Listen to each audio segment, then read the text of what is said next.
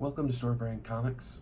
I'm T.O. and I talk about comic books on this channel. And my first two videos are about more obscure comic book properties and characters that not as many people have heard about.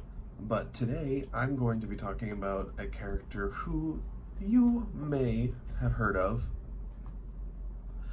I'm talking about the Batman Knightfall saga, starting with the Prelude to Knightfall. This is going to be the next couple of videos on the channel. Talking about one volume per video. This is the full cover right here. It's pretty cool, actually. I really like this cover. But yeah, the Batman Prelude to Knightfall was written by Chuck Dixon and Doug Munch, I assume that's how it's pronounced. The art was penciled by Graham Nolan, Tom Grindberg,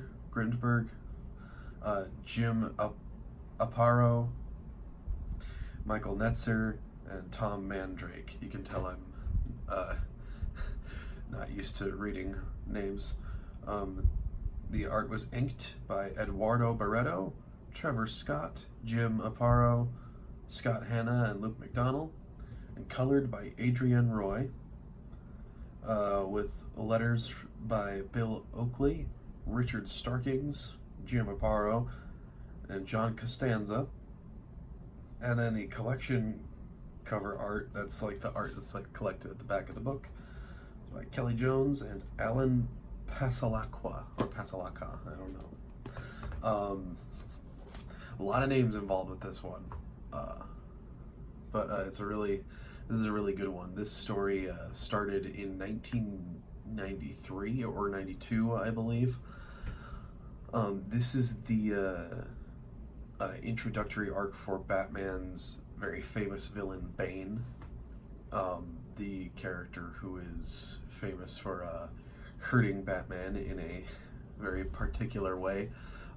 If you haven't, if you're not super familiar with Batman and haven't really heard of this storyline before, I don't want to spoil what happens quite yet.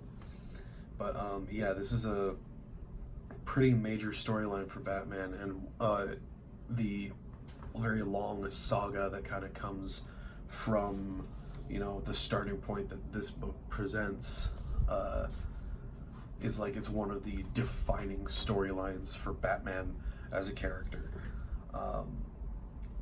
And sure, this story may have started in 93, meaning Batman was several decades along, but I believe that this is a really good starting point if you want to get into Batman. Batman's one of those characters that just through cultural osmosis, most people learn a lot about before they ever become interested in comic books. Batman's just one of those characters where if you were born and raised, especially in America, you know who Batman is. The bat symbol is more recognizable than some religious symbols worldwide. So that's that really speaks to his popularity as a character. So this video isn't really telling you to go and seek out Batman to read his comics. If you're interested in Batman, then read Batman comics. I do. I like Batman quite a bit. But Batman doesn't really need anyone's help getting recognition or notoriety. This is really more a video about helping to find and explain why Knightfall is a good starting point. Like I said, it introduces one of Batman's most iconic villains. This volume in particular, the Prelude to Knightfall, it's a good, this is a good, thick volume. Look at that. That's a big book compared to other collected editions for books. And the crazy thing is, this is retail priced at only $20. which is nuts considering there's like 14 or 15 issues in this book.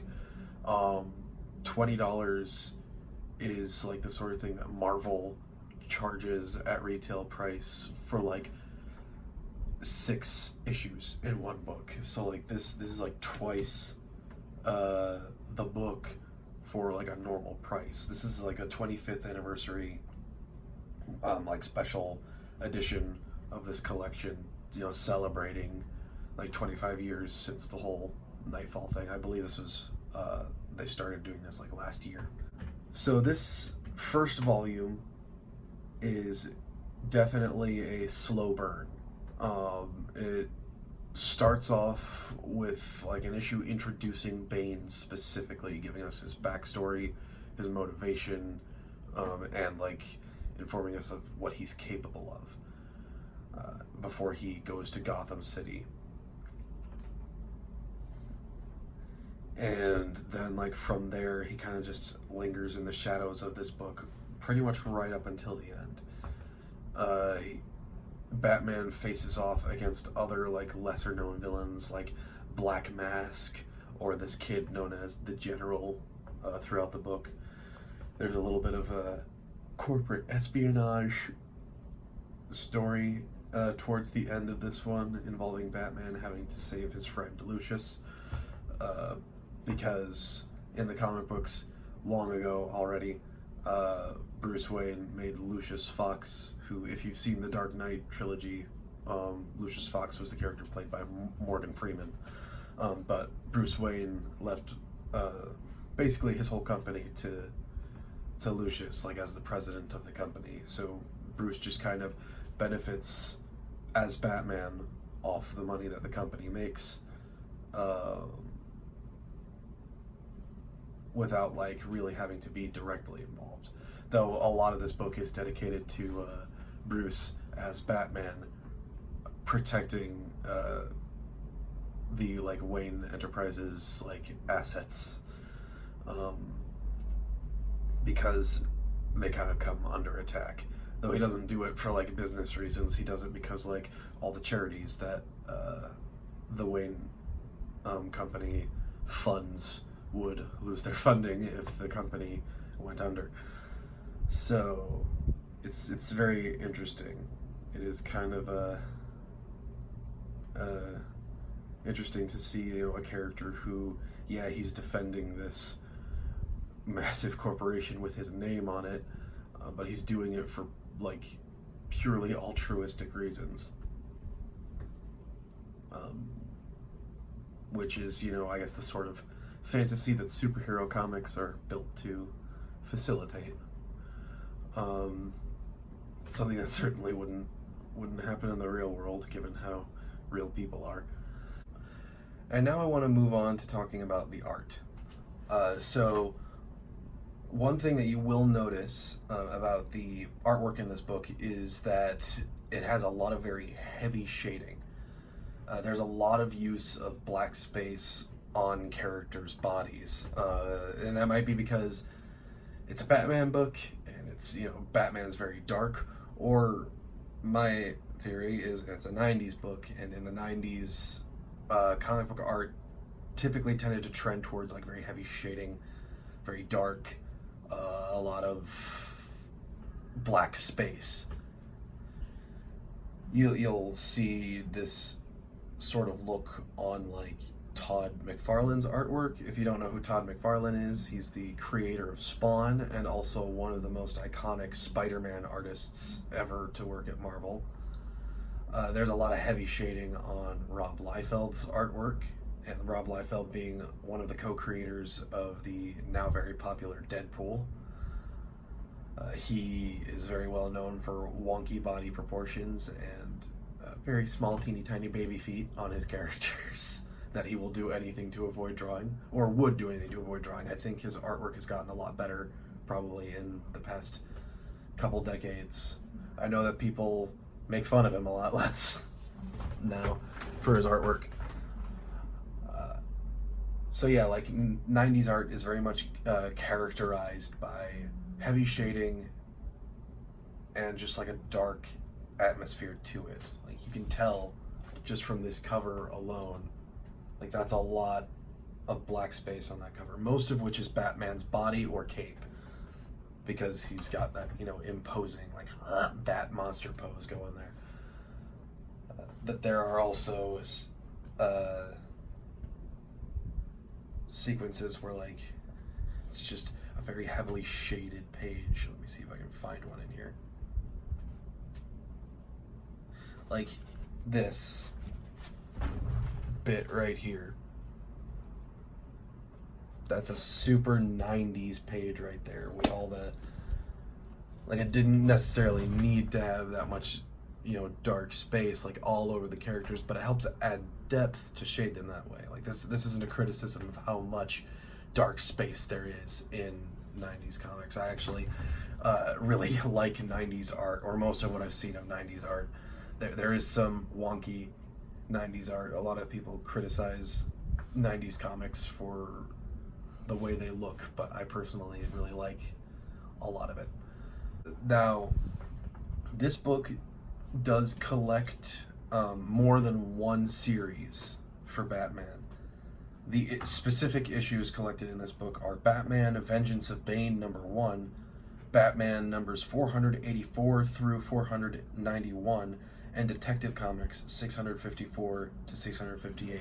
And the reason I bring that up in relation to artwork is because that means there were multiple artistic teams working on this storyline, which took place across multiple titles, 2 titles, of which Batman was the star of both.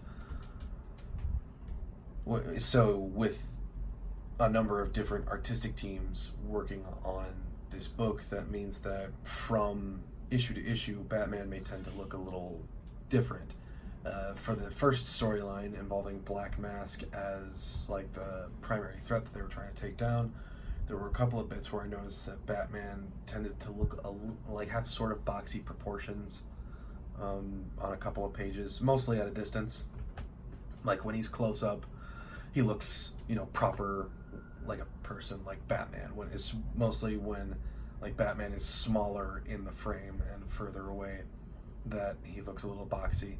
And also the artist who worked on it, I don't know which specific issues each artistic team worked on, but for the artists who worked on that one, on that chunk of the story, they had a tendency to go for turning Batman's cape into, like, kind of a pair of bat wings.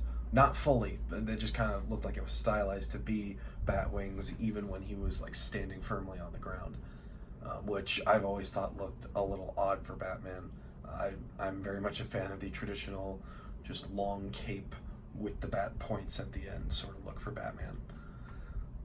I've never really been a huge fan of when artists try to make his cape look like actual wings coming off of his back.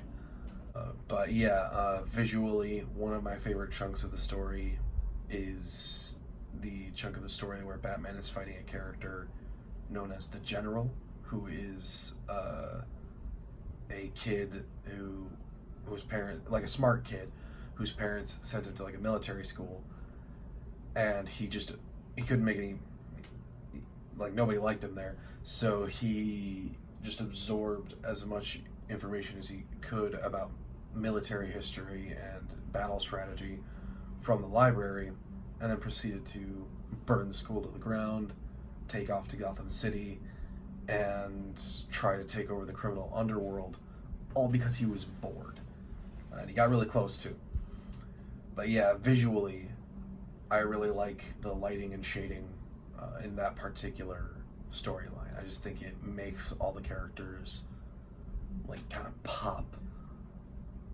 And it also definitely, you know, helps to convey through the lighting and shading, like, this sense of war and battle with all the explosions and gunfire and things that are happening in that particular chunk of the story.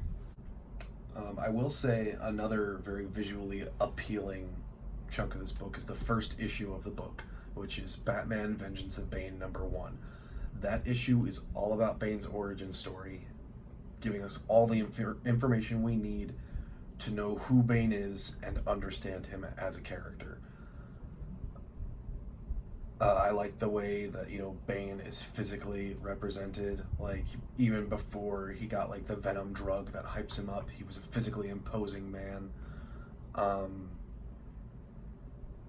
who, you know, and he grew up in, like, a very hard sort of prison to grow up in.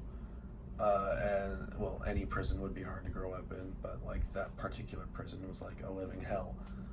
And when he was, like, a teenager, he was left in solitary confinement for, like, 10 years. And they let him out after 10 years, surprised that he, you know, was still sane and alive after all that time. So, yeah. And while all the other prisoners were, you know, getting cigarettes or drugs or candy from the outside world, when they, you know, were getting, like, contraband into the prison, he wanted books. He wanted to read, he wanted to learn, he wanted to know more. Bane educated himself physically and mentally so that he could be prepared for anything when the day came that he would eventually escape, and he knew that he was going to escape. So that's, you know, that's how you set up a villain. So this volume ends with a bit of a really big bang, with Bane coming back and making his more long-term plans for defeating Batman a bit more known and out there. It's very clear that Bane intends to involve Batman's larger rogues gallery in his plans for taking Batman down, but in a bit of an indirect fashion. The Joker does make an appearance in this book, for those who are curious. I mean, he's on the cover. There we go.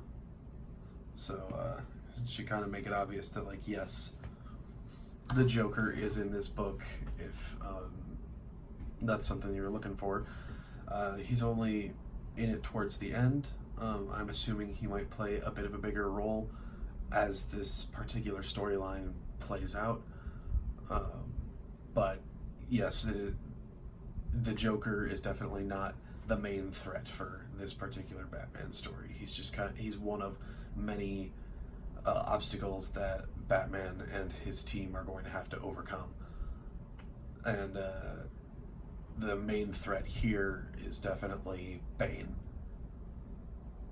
So yeah, if you're interested in a really good starting point for reading Batman comics, you really can't do a whole lot better than this. This is among the best and most iconic Batman stories ever put to print.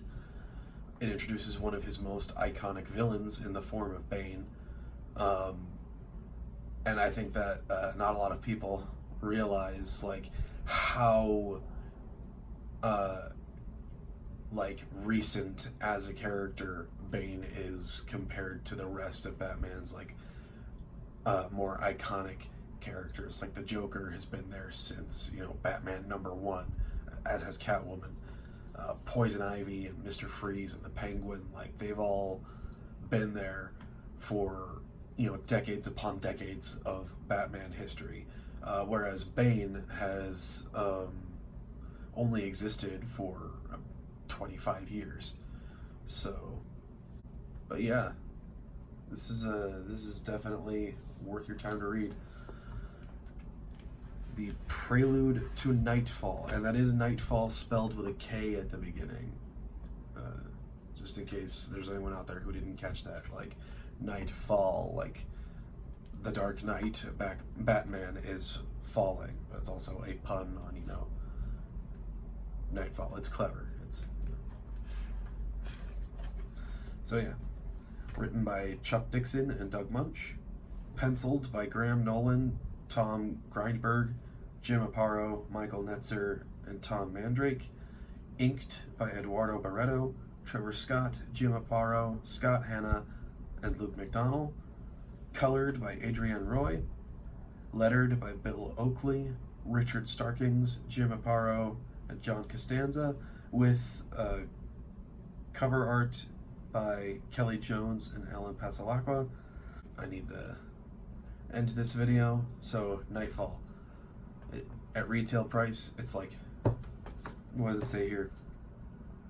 Yeah, for US dollars, it's $19.99, $25.99 in Canada.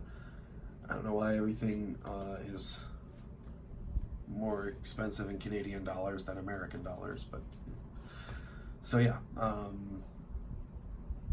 good book, good Batman book, worth a read. Very 90s, just a heads up, it's a very 90s book, but it's a slow burn. Like, don't expect Bane to show up and just fight Batman right off the bat for an entire book. Like, this is a build up to something bigger. So yeah, if you're interested in Batman, Knightfall's as good a place as any to start. This has been Storebrand Comics, and that's it.